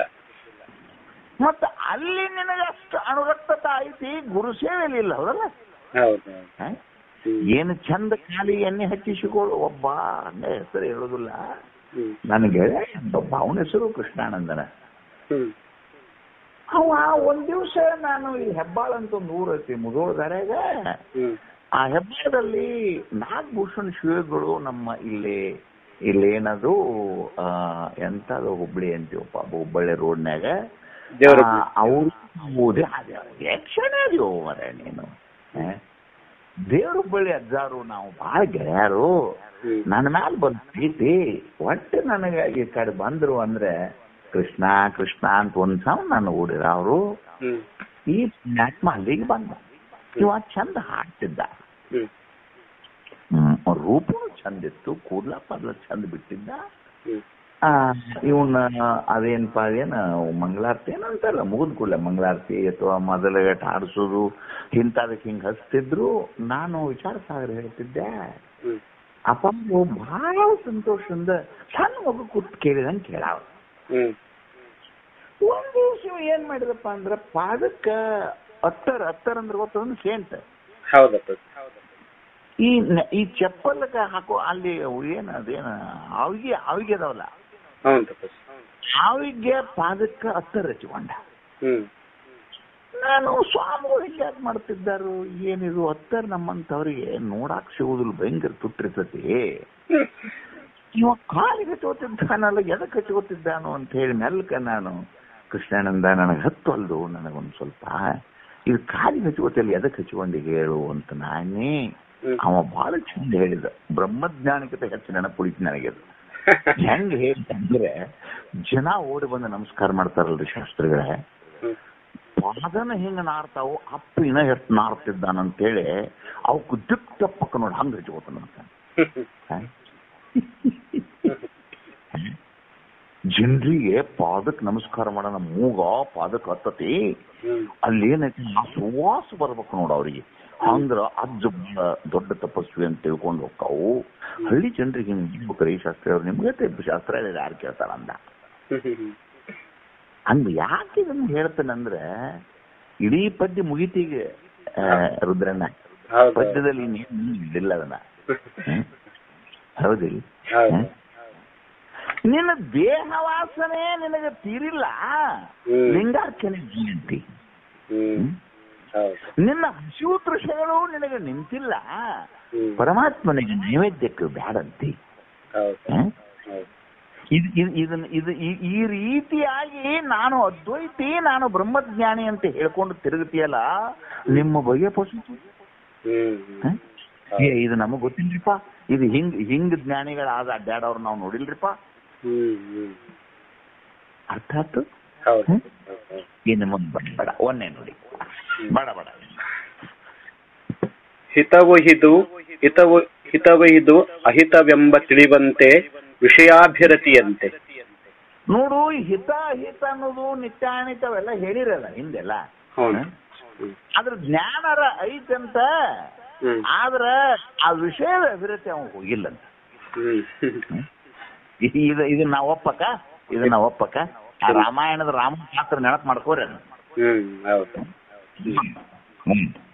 ಕ್ಷಮೆಯಂತೆ ಮನ ಮರುಕವಂತೆ. ಕ್ಷಮಾ ಸಿದ್ಧಿ ಮಾಡ್ಕೊಂಡಾನಂತ, ಅಂತರಿಂದ್ರಿಯ ನಿಗ್ರಹ ಆಗಿ ಧ್ಯಾನ ಸಮಾಜ ಒಳಗೆ ಕೂತಾನಂತ. ಆದ್ರ ಮನಸ್ಸಿನ ಹಳಾಳಾತಂತ ಅವ್ರು. ಏನ್ ಹಳಾಳಾಗ್ತಪ್ಪ ಅಂತಂದ್ರೆ, ಬರುವಾಗ ನನ್ನ ಹೆಂಡತಿ ಬಸರಾಗಿದ್ಲು, ಏನ್ ಹೆಣ್ ನಡೆದಾಳೋ ಗಂಡ ನಡೆದಾಳೋ ಶುರುವಾಗೈತಿ. ಆದ್ರೆ ಏನ್ ಹೇಳ್ತಾನೋ, ನಾನು ಸಿದ್ಧಿ ಅವಾಗೇನಂತ ಕ್ಷಮೆ ಸಾಧನೆ ಆಗೈತಂತ ಅವಾಗ. ಸಹಸ್ರಾರದಲ್ಲಿ ಬಂದು ನಿಂದಿರ್ತಾನಂತ ನೋಡ ನಾವು. ಆದ್ರೆ ಏನಪ್ಪಾ ಅಂದ್ರೆ, ಹೊತ್ತು ಒಂದು ವಾಕಿಂಗ್ ಯಾಕೆ ಇದಾರೆ ಮಾರಿ ಶಾಂತ ಮಾಡಿರಲ್ಲ ಅಂದ್ರೆ, ಏನಿಲ್ರಿ ಶಾಸ್ತ್ರ ನಿಮ್ಮ ಮಾತು ಕೇಳಿ ಸನ್ಯಾಸಿ ಆದ್ನಿ, ಬರುವಾಗ ನಾನು ಹೆಂಡತಿ ಕಾಲ್ ಕೂಸ ಮಾಡಿದ್ರು, ಹೆಣ್ಣು ನಡೆದಾಳೋ ಗಂಡು ನಡೆದಾಳೋ, ಅದೇ ಒಂದು ಈಟ್ ಮನಸ್ಸಿಗೆ ಮಾಡವಳೆ. ಏನು ಹೇಳೋದು ಗೊತ್ತಿರ ಒಂದು ಕಥೆಯನ್ನ ಮುಂದೆ ಸುಕೃತವಂತೆ ಸದಗತಿಗೆ ಮುಖ ಬಿಡದಂತೆ. ಭಯಂಕರ ಅದೇನಪ್ಪಾ ಅಂತಂದ್ರೆ, ಅದನ್ನ ಹೇಳಿಲ್ಲ, ಪೂಜಾ ಪುರಸ್ಕಾರ ಅಲ್ಲಿ ಅಂತಾರಪ್ಪ ಅನ್ನೋದು ಒಂದು. ಹೌದಿಲ್ಲ, ನಾವ್ ಏನ್ ಪುಣ್ಯ ಮಾಡಿವ್ರಿ ಅಂತಾನ, ಆದ್ರೆ ಅವನಿಗೆ ಪುಣ್ಯ ಕಾರ್ಯಗಳೆಲ್ಲ ಅವನ ಮನಸ್ಸು ಇಲ್ಲ. ಮುಂದೆ ಶ್ರುತಿಯೊಳು ಒಲವಂತೆ ಗುರುಮತ ರಹಿತವಂತೆ. ಸಕಲ ಶಾಸ್ತ್ರ ಅವ್ರು ಬೇಕಂತ, ಷಟ್ಶಾಸ್ತ್ರಗಳನ್ನ ಮುಖೋದ್ಘಾತ ಮಾಡ್ಬೇಕತ್ತಾನಂತ. ಆದ್ರೆ ಗುರುಗಳ ಹತ್ತಿರ ಅಲ್ಲಿರ್ತಾವ, ಅವ್ ಇಲ್ಲೇ ಬುಕ್ ಸ್ಟಾಕ್ ಹಾಕೊಂಡ್ರ ಅವ್. ಮೋನ್ ಅರಿವಂತೆ ದೇಹಾದಿಗಳನ್ನು ಬೇರಿಡದಂತೆ. ಅವಾಗ ಅರಿವು ಬಂದೈತಂತ, ತಾನಾರು ಅನ್ನೋಂತ ಚಿದ್ರೂಪದ ಅರಿವು ಅವಾಗ ಆಗೈತಂತ, ಪಂಚಕೋಶ ದಾಟ್ಯಾನಂತ. ಆದ್ರ ಆ ದೇಹದ ಮೇಗಿನ ಅಭಿಮಾನ ಅವಾಗ ಹೋಗಿಲ್ಲಂತ. ನೆರೆಚಿತ್ ಅದ್ವಯವಂತೆ ಜೀವತ್ವವಂತೆ. ಹೆಂಗಿದ್ರೆ ಒಪ್ಪುದ, ಚಿದ್ರೂಪನೇ ತಾನಾಗಿ ಸಕಲ ಜೀವರಲ್ಲಿ ಕೇವಲ ಅರಿವು ನಾನು ಅನ್ನುವಂಥ ಜ್ಞಾನರ ಆಗೈತಂತ. ಆದ್ರೆ ಅವನ ಜೀವತ್ತು ಮಾತ್ರ ಹೋಗಿಲ್ಲಂತ. ಜೀವತ್ತು ಅಂದ್ರೇನೋ ಹುಟ್ಟನೆ ಸಾವತನು ಅನ್ನುವಂತ ಭಾವ ಅವನಿಂದ ಮರೆಯಾಗಿಲ್ಲ. ಮುಳ್ಳು ತುಳಿದ ಅಯ್ಯೋ ಅಪ್ಪ ಸಾತ್ನು ಅಂತಾನ. ಶಾಸ್ತ್ರ ಏನ್ ಹೇಳ್ತಾನೋ, ಗುರು ಶ್ರೀಲಿಂಗವೆಂದು ಉತ್ತಮ ಶ್ರುತಿ ಸಾರುತ್ತೇರೆ, ಮತ್ತೆ ನೀನೋರ್ವನಲ್ಲದೆ ಬರಿವೆ ಮೋಹಿಸುತ್ತಿರುವೆ ಆ ನಾಮರೂಪವನು ಮೂರ್ಖ ಅಂತ.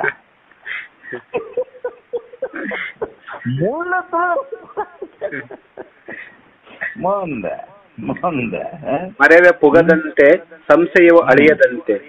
ಅವಾಗ 100% ಈ ಇಂಗ್ಲಿಷ್ ನಲ್ಲಿ ಭಾಷೆ 100% ಮೆಮರಿ ಅಂತ ಒಂದು ಟೆಕ್ನಾಲಜಿ ಐತೆ. ಅದೊಂದು ಅದು ನನಗೆ ಬಹಳ ಅತ್ಯಂತ ಆತ್ಮೀಯರು ನನ್ನ ಸ್ನೇಹಿತರು ಪ್ರಭಾಕರ್ ಗುರುಗಳು ಅಂತ ಹೇಳಿ ಸಿದ್ಧ ಸಮಾಧಿ ಯೋಗದ ರೂವಾರಿಗಳು. ಏನಪ್ಪಾ ಅಂದ್ರೆ ಒಂದು ಸಾರೆ ಸಬ್ ಕಾನ್ಶಿಯಸ್ ಮೈಂಡ್ ಆಗಿ ಅದನ್ನ ಕಳಿಸಿ ಬಿಟ್ನಿ ಅಂತಂದ್ರೆ ನನ್ನ ಈ ದೇಹ ಅಲ್ಲ, ಇನ್ನು ಮುಂದೊಲಗುವ ದೇಹದಲ್ಲಿ ತಗೊಂಡು ಬಂದಾಗನೂ ಕೂಡ ಅದನ್ನ ನಾನು ರೀಕಾಲ್ ಮಾಡುವಂತಹ ಒಂದು ಜ್ಞಾನ ಅದರೊಳಗೆ ಇತ್ತು. ಅದ್ರ ಮತ್ತೆ ನಿಮ್ಗೆ ಯಾವಾಗಾರ ಅದು ಬೇಕಾದಾಗ ಹೇಳೋಣಂತ. ಆದ್ರೆ ಏನಪ್ಪಾ ಅಂತಂದ್ರೆ ಆ ತೆರನಾದ ಮರವೇ ಹೋಗಿ ಬಿಟ್ಟದಂತೆ, ಆದ್ರೆ ಸಂಶಯ ಮಾತ್ರ ಅವನು ಬಿಟ್ಟಿಲ್ಲಂತ. ಅಂದ್ರೆ ಇವು ಒಂದಕ್ಕೊಂದು ಹೊಂದಾಣಿಕೆ ಇಲ್ಲದ ಬಾಳೆ ಇದು. ಹೌದೌದು. ಮುಂದೆ ನಿಜವೂ ಕರಿಗೊಂಡಂತೆ ವಿಪರೀತ ಮತಿಯಂತೆ. ಅಂದ್ರೆ ನಿಜವೂ ಅಂದ್ರೆ ಸದ್ರೂಪದ ಜ್ಞಾನ. ನಾನು ಸದ್ರೂಪನು ಎಂಬುದು ಕರಿಗೊಂಡದಂತ. ಕರಿಗೊಂಡದಂತಂದ್ರ 100% ಪರ್ಫೆಕ್ಟ್. ಈ ನಮ್ಮ ಹಳ್ಳ್ಯಾಗ ನೀವ್ ಯಾವಾಗಾರ ನಮ್ಮ ಹನುಮಂತಗೌಡ್ರಿಗೆ ಫೋನ್ ಹಚ್ಚಕ್ ಬರ್ರಿ, ಅವ್ರು ಹೇಳ್ತಾರೆ ನಿಮ್ಗೆ ಇವನ್ನೆಲ್ಲ ಕರಿಗೋಳು ಎತ್ತ ಕರಿಗೊಂಡಂತಾರ. ಕರಿ ಹೊರತಾರಂತಾರ ಗೊತ್ತ ನಿಮ್ಗೆ ಈ ಕಾರಣದಾಗ. ಅದು ಅಂದ್ರ ಅಷ್ಟು ತಾಲೀಮ್ ಮಾಡಿ ಮಾಡಿ ಮಾಡಿ ಮಾಡಿ ಅದು ಕರಿಗೊಂಡಿರ್ತದ. ಹೌದು. ಇಲ್ಲಿ ಇವ ಸದ್ರೂಪಾನುಸಂಧಾನದಲ್ಲಿ ಕರಿಗೊಂಡನಂತ. ಆದ್ರ ಅವ ಇನ್ನೂ ಏನ ಮಹಾವಾಕ್ಯಗಳು ಏನ ಸತ್ಯವನ್ನು ಬೋಧಿಸ್ತಾವ ಏನ್ ಬ್ರಹ್ಮ ಜಗತ್ ಸತ್ಯ ಅದು ಹೋಗಿಲ್ಲಂತ ಅವಾಗ.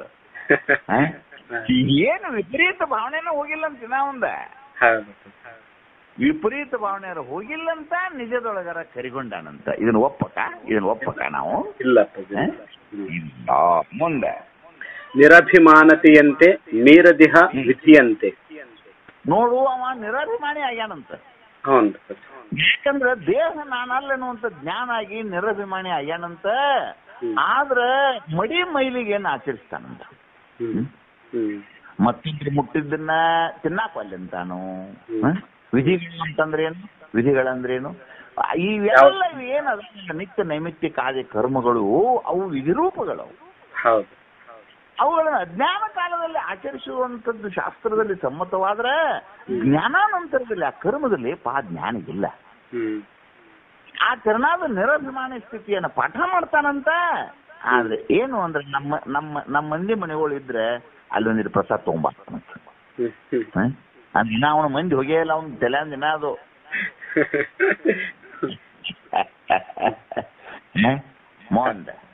ಪರಿಪೂರ್ಣ ಕಾಮವಂತೆ ಎಣಿಕೆಗಡದಂತೆ. ಏನು ಹೇಳುದು ಇದನ್ನ? ಅವನು ಅಪ್ತ ಕಾಮವ. ಅಪ್ತ ಕಾಮ ಅಂದ್ರೆ ಯಾರು ನಾವು ಹೆಸರು ಹೇಳುದಿಲ್ಲ. ಅವೆಲ್ಲ ನಾನು ಬಾಲ್ಯದೊಳಗೆ ಅವೆಲ್ಲ ನನಗೆ ಯಾಕೆ ಕಣ್ಣಿಗೆ ಬಿದ್ದು ಗೊತ್ತಾಗ್ಲಿಲ್ಲ. ಆದ್ರೆ ನನಗೆ ಅವೆಲ್ಲ ಕಣ್ಣಿಗೆ ಬಿದ್ದು. ಅಪ್ತಕಾಮನಾಗಿದ್ದಾನ, ಒಳ ಹೊರಗೆ ಒಂದು ಇಲ್ಲ ಆಗಿದಾನ, ತುಂಬಿದ ಕೊಡದಂತೆ ಕುಂತಾನ ಅಂತ ಹೇಳಿ ತನ್ನ ಸ್ವರೂಪವನ್ನ ಶಾಸ್ತ್ರದಲ್ಲಿ ಮೇಜು ಗುದ್ದು ಹೇಳ್ತಾನ, ಜೋಡ್ ಮೈಕ್ ಇಟ್ಕೊಂಡು. ಆದ್ರ ಆ ದಕ್ಷಿಣ ತಾಟ್ನಾಗ ಆರ್ತಿ ತಾಟ್ನಾಗ ಹಾಕಿದ ರೊಕ್ಕ ನೋಡ್ತಾನ. ನೋಡಿ ಹೆಂಗೈತಿ ನೋಡ, ಅಪ್ತ ಕಾಮನಂತೆ. ಇಲ್ಲೇ ಒಬ್ರು ಸಾಧುಗಳು ಆಗಿ ಹೋದ್ರು. ಅವ್ರ ದಿನಾಲು ಏನಪ್ಪಾ ಅಂತಂದ್ರೆ ರಾತ್ರಿ ಜಪ ಮಾಡೋಕ್ಕಿಂತ ನೋಟ ಎಣಿಸಿದ್ರು. ಆಗ ಪರಿಪೂರ್ಣ ಕಾಮನಂತೆ ಹೇಳಿದ್ರು. ಇಲ್ಲಿಯವರೆಗೆ ನನಗೆ ಇನ್ನೂ ಈ ದೇಹದ ಭೋಗಕ್ಕಾಗಿ ಅನ್ಯ ವಿಷಯಗಳ ಸಂಗ್ರಹ ನಿನ್ನ ತಲೆಯಾಗಿಂದ ಹೋಗಿಲ್ಲ ಅಂದ್ರೆ ಎದಕ್ಕಪ್ಪ ಅನ್ಯ ವಿಷಯಗಳ ಸಂಗ್ರಹ ಮಾಡಿದ್ರೆ ಎದಕ್ ನೀನು? ಈ ದೇಹದ ಭೋಗಕ್ಕೆ ತಾನೇ. ಮಠಮಂದಿರಗಳನ್ನು ಕಟ್ಟಿಕೊಳ್ಳೋದು ಚಾಟಿಗಿರೋ ಸಲುವಾಗಿ. ದುಡ್ಡು ಧನತ್ರಯಾದಿಗಳನ್ನು ತಂದು ಏನೇನೋ ಸುಡುಗಾಡ ಮಾಡಿ ಅತ್ತ ಇತ್ತ ಮಾಡಿ ಇಡುವುದು ನಾ ಸ್ವತಃ ನೋಡಿದ್ದು ಹೇಳ್ತಂತಮ್ಮ. ನಿಮಗೆ ಹೇಳ್ತಾನೆ, ನನಗೆ ನಾಚಿಕೆ ಬರ್ತದೆ ಹೇಳಕ್ಕೆ. ಇಲ್ಲೇ ಇಲ್ಕಲ್ ಅಂತಂದು ಊರು, ಅಲ್ಲೊಬ್ಬ ಭಜಂತ್ರಿ ಅಂತ ಆಗಿ ಈಗ ಒಂದು ಸಾಧಾರಣ ಒಂದು 20-25 ವರ್ಷದ ಹಿಂದಿನ ಮಾತಮ್ಮ. ಅವ ಏನ್ ಮಾಡ್ತಿದ್ದಪ್ಪ ಅಂತಂದ್ರೆ ನೀವು ಇವತ್ತು ರೊಕ್ಕ ಕೊಟ್ರಿ ಅಂದ್ರೆ 3 ತಿಂಗಳದಾಗ ಡಬಲ್ ಅಂತ ಒಂದು ಸುದ್ದಿ ಕಳಿಸ್ಬಿಟ್ಟ. ಡಬಲ್ ಭಜಂತ್ರಿ ಅಂತ ಹೆಸರು ಬಿಟ್ಟ ಅವನು. ಅವನಂತೇಳಿ ನಮ್ಮಂತವು ಅಡಚಣೆಗೆ ಏನಾರು ಅನುಕೂಲ ಆಗಿತ್ತಂತ ಹೇಳಿ ಇವು ನಮ್ಮಂತವು ಅದು ಅತಿ ಹೆಚ್ಚು ದುಡ್ಡು ಅವ್ ಕೊಟ್ಟವ್ರು ಎಲ್ಲರೂ ಈ ಸಾಧುಗಳು ಕೊಟ್ರು. ಇಡೀ ಕರ್ನಾಟಕ ರಾಜ್ಯದೊಳಗೆ ಅತಿ ಹೆಚ್ಚು ದುಡ್ಡನ್ನ ಲಪಟಾಯಿಸಿಕೊಂಡ ಅವನು ಈ ದೇಶವನ್ನು ಬಿಟ್ಟು ಎಲ್ಲೋ ಹೋದಂತ ಮುಂದೆ ಸುದ್ದಿ ಮರೆಯಾಗಿ ಹೋಗ್ತದೆ. ನೋಡ್ರಿ ಎಷ್ಟು ಮಂದಿ ಜನ ತಮ್ಮ ಅಂತಸತ್ವವನ್ನು ಬಿಟ್ಟ ಎಂತೆಂತದ್ರಲ್ಲಿ ಹೋಗಿ ತಮ್ಮ ಜೀವನ ಹಾಳು ಮಾಡ್ಕೋತಾರ ಅನ್ನೋದನ್ನ ನನಗೆ ಹೇಳಕ್ ಇಲ್ಲ. ಮುಂದೆ ಗುರುಶಂಭುಲಿಂಗವಾಗಿಹ ಮುಕ್ತಿ ಪದವಂತೆ ಮರಳಿ ಭವಮರಣ ಸಂಸ್ಕೃತಿಯ ಭಯವಂತೆ. ಗುರು ಶಂಭುಲಿಂಗ ರೂಪನೇ ತಾನಾಗ್ಯಾನಂತವ. ನಾನೇ ಶಂಭುಲಿಂಗ ಅಂತ ಹೇಳಿ ಸಿಂಹಾಸನ ಮೇಲೆ ಕುತ್ಕೊಂಡು 2 ಪಾದ ಜೋಡಿಸಿಟ್ಟಾನು, ಭುಜ ನೆಲಕ್ಕಿಟ್ಟಾನು, ನೆಟ್ಟಗ ಗೋನಿಟ್ಟಾನು, ತಲೆ ಮೇಲೆ ಕಿರೀಟಿಟ್ಟು ಭುಜದ ಮೇಲೆ ಹೂ ಇಟ್ಟಾರು. ಕೊಳ್ಳಾಗೊಂದು ಯಾರೋ ದೊಡ್ಡದು ಊರಿನಿಂದ ಭಯಂಕರ ದೊಡ್ಡ ಭಕ್ತರು ಮಾಲಿ ತಂದು ಹಾಕಿದ್ರು. ಅವ್ ಗೊತ್ತಿಲ್ಲ ಆ ಮಾಲ್ಯಾಗ ಕೆಂಪಿರಿ ಬೇದಾವ. ಅಜ್ಜಿಗೆ ಹಾಕಿದ್ರು ಕೆಂಪಿರಿವಿ ಕುತ್ತಿಗ್ಯಾಗ ಹಾದ ತಲೆಯಾಗ ಹತ್ತಿ ದುಬ್ಬದಾಗ ಹಾದಿ ಕಡೆ ಹಾಕ್ಯಾವ. ಹೇಳಿದ್ರೆ ಏನ್ ಮಗನ ಕಿರೀಟ ಬೀಳ್ತದೆ. ಪೂಜಾ ನಡೆದತಿ, ಮಂಗಳಾರತಿ ಹಾಡೋರು ನಾ ಚಂದ ಹಾಡ್ತಾನ 5 ಹಾಡವ್ರು ಅವ್ರು. ಅಜ್ಜಿಗೆ ಬೆಂಕಿ ಇಟ್ಟಂಗಾಗೈತಿ. ಇವೆಲ್ಲ ಯಾಕಕ್ಕ ಅವ್ರದ್ರಣ ಇವು ದೇಹ ವಾಸನೆ ಹೌದಲ್ಲ, ದೇಹ ವಾಸನೆ. ಆ ದೇಹಾಭಿಮಾನ ಬಿಟ್ಟು ದೇಹವೇ ನಾನಲ್ಲ ಅನ್ನುವಂತ ಆ ಜ್ಞಾನ ನಿನಗಾಗಿ ಸುದ್ರೂಪನಾದ ಗುರು ಶಂಭುಲಿಂಗದ ರೂಪವೇ ತಾನಾಗಿ ನಿಂತಂತ ಆ ಚೈತನ್ಯ ಮೂರ್ತಿಗೆ ಹುಟ್ಟು ಸಾವು ಭಯ ಆಗತ್ತೆ. ಹುಟ್ಟು ಸಾವುಗಳನ್ನು ಮೆಚ್ಚಿನಂತವನವನು ಮಲ್ಲಿಕಾರ್ಜುನ. ಮಲ್ಲಿಕಾರ್ಜುನ ರೂಪವನ್ನು ತಾಳಿದವನಿಗೆ ಮತ್ತೆ ಭಗವಂತನ ಸುದ್ದಿ ಇರ್ತದೆ. ಆದ್ರೆ ಇವ ಏನಂತಾನ, ನನಗ ಮತ್ತೆ ಮುಂದಿನ ಜನ್ಮದಲ್ಲೇ ಇನ್ನೊಂದು ಜನ್ಮ ಏನಾದ್ರೂ ಬರ್ತಿದ್ರು ನಾ ಹಿಂಗ್ ಬರ್ತೇನಂತ ಹೇಳಿ ಭಾಷಣ ಮಾಡ್ತಾನೆ. ಇದು ಸರಿ ಏನಪ್ಪಾ ಇವರ ಬಗೆ ಹೊಸತು. ಈ ತೆರನಾಗಿ ಜಗತ್ತು ಈ ಶಾಸ್ತ್ರೀಯ ಜ್ಞಾನವನ್ನ ಮುಖೋದ್ಘಾತವೋ ಒಂದಿಷ್ಟೇನೋ ಅಲಂಕರಿಕೋ ಕಥೆನೋ ಸುಡುಗಾಡೋ ಸಂಚೋ ಸೇರಿಸ್ಕೊಂಡು ಹಿಂಗ ಲೋಕದಲ್ಲಿ ತಾವು ತಿರುಗಾಡಿ ಜ್ಞಾನದ ಮಾತವನ್ನು ಹೇಳ್ಕೋತ ಅಜ್ಞಾನದ ಕೃತಿಯಲ್ಲಿ ಇವರು ಇಳಿದ್ರು ಅಂತಂದ್ರೆ ಇವರು ಮುಂದೆ ಜೀವನದೊಳಗೆ ಏನಾಗ್ತಾರ ಅಂತ ಅನ್ನೋದನ್ನ ಚಿಂತಿಸಿ ನಿಜಗುಂಡ್ರಿ ಇವನ್ನ ನಮ್ಮೆಲ್ಲರಿಗೆ ಒಂದು ಸಣ್ಣ ಚಾಟಿ ಏಟಿದು. ಹೌದಿ ನೋಡಪ್ಪ, ಜ್ಞಾನ ಸ್ಥಳದ ಕೊನೆಗೆ ಬಂದ್ರಿ. ಇವಷ್ಟು ಪರಿಶ್ರಮ ಮಾಡಿ ಅಜ್ಜವ್ರು ಹೇಳಿದಂತ ಅಷ್ಟು ಮಾತು ಅವೇನೇನೋ ಕತಿ ಪ್ರಮಾಣ ವಚನ ಅಷ್ಟೂನು ಒಂದು 6 ತಿಂಗಳು ನೋಡ್ರಿ. ಡಾಕ್ಟರೇಟ್ ಮಾಡ್ತಾರೆ, PhD ಮಾಡ್ತಾರೆ. ಖಗೋಳ ಭೂಗೋಳ ಜಲಗೋಳ ಓದಿದಂತ ಪಂಡಿತರಿಗೆ ಇವೊಂದು 10-20 ಪದ ಮಾಡಕ್ ಆಗುದಿಲ್ಲನ್ರಿ. ಅದೇನು ಬಹಳ ದೊಡ್ಡ ವಿಷಯ ಅಲ್ಲದು. ಶಾಸ್ತ್ರ ಓದುದಂದ್ರೆ ಏನು ಬಹಳ ದೊಡ್ಡ ಹಿಮಾಲಯ ಅಲ್ಲದು. ಶಾಸ್ತ್ರದಂತೆ ನಡೆಯುವ ಹಿಮಾಲಯ. ಓದೋದು, ಹಾಡೋದು, ಭಾಷಣ ಮಾಡೋದು, ಚಪ್ಪಾಳಿ ಹೊಡಿಸೋದು, ಬೇಡ ಒಂದಿಷ್ಟು ಅಜ್ಞಾನ ಜನರ ಕಡೆಯಿಂದ ಪೂಜೆಗೊಳ್ಳೋದು, ಇವು ದೇಹದ ಪ್ರಾರಬ್ಧದಂತೆ ನಿಮಗೆ ನಡೀಬಹುದು. ಆದ್ರೆ ಜನನಮರಣಾತ್ಮಕವಾದಂತಹ ಸಂಸಾರ ದುಃಖದಿಂದ ಪಾರಾಗಿ ನಿಜಾನಂದ ವಾರಿಧಿಯಲ್ಲಿ ನಿಂತು ಗುರು ಶಂಭುಲಿಂಗದ ರೂಪವೇ ತಾನಾಗಿರ್ಬೇಕು ಅನ್ನುವಂತಹದ್ದು ನಿಮಗೆ ಶಾಸ್ತ್ರದ ಗುರಿಯೇ ಹೊರತು ನೀವು ಶಾಸ್ತ್ರಿಗಳಾಗಿ ಕತೆ ಹೇಳುವುದಾದ್ರೆ ಶಾಸ್ತ್ರದ ಗುರಿ ಅಲ್ಲ. ಹೌದಿಲ್ಲ? ಹೌದಿಲ್ಲ?